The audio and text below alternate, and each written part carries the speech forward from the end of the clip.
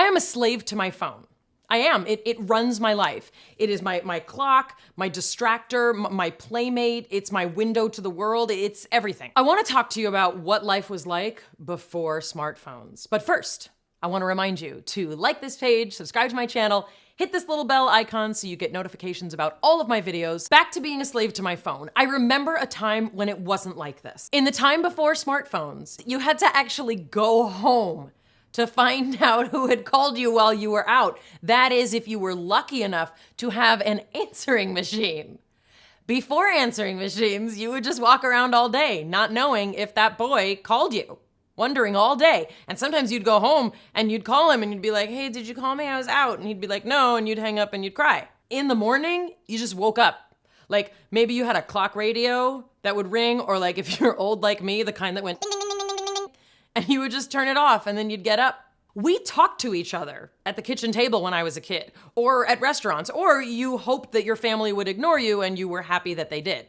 Maybe sometimes to distract yourself, you would pretend that you were doing a commercial for the vegetables that your mom was trying to make you eat. Made with garden vegetables really make the meal. Before smartphones, we considered people watching an actual activity. My brother and I would excuse ourselves from the dinner table, and then we would go outside and we would just play until it got dark. Our life was mainly interacting in real time through play and engagement, life together, humans. My kids don't yet have cell phones, but my older son has a tablet and he checks it in the morning and at night and maybe once or twice in the middle of the day to see if he has messages from his friends. Kids today can chat with their friends in a way that we never could. They can chat in real time. Like we were in Israel and he was FaceTiming in real time with friends of his who were in Los Angeles. That's crazy. It's like the Jetsons. You know that show? No, you're too young. Anyway, because of the internet, because of cell phones, my kids can get everything now. They never have to wander around. They're never denied a piece of information. They never have to wonder, oh my gosh, what is the answer to that? They just Google it and then they know it right now. Don't get me wrong. I have completely embraced smartphone culture. It has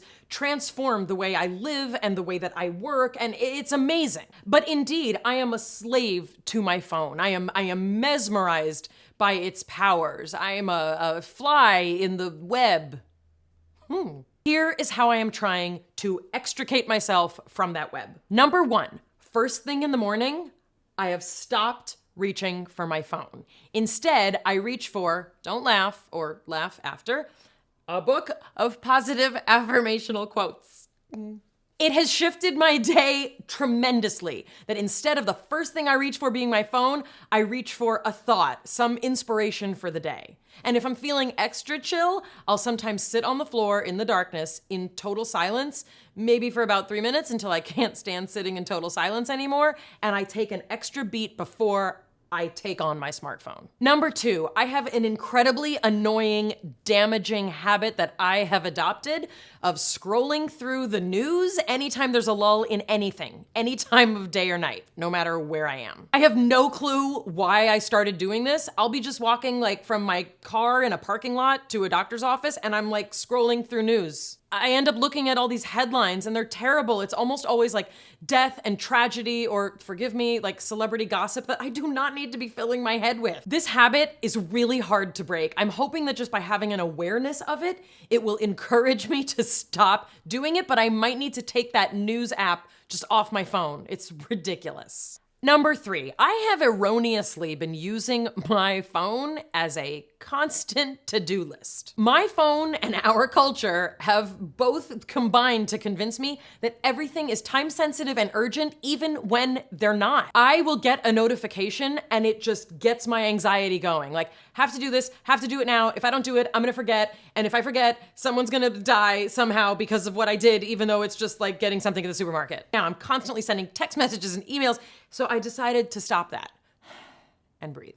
Breathing.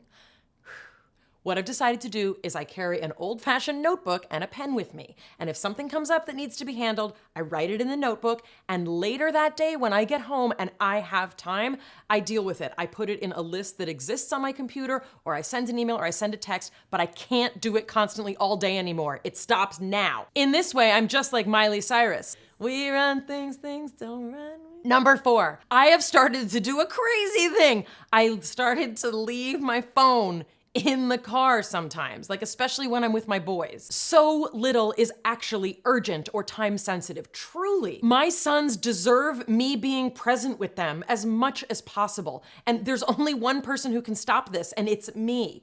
I can turn this around. And also, I want my children to be inspired by boredom the way I was as a kid. I want them to use their imagination to imagine that they are doing a commercial for the bok choy that I want them to eat that they don't want to eat. They can't do those things if they are constantly slaves to technology and to a phone. I know that I am not the only one trying to balance the amazingness of the smartphone with the amazingness of how crazy your life can get if you're a slave to it. What have you done to turn this around? Tell me in the comments below. Like this if you liked it, subscribe to this channel,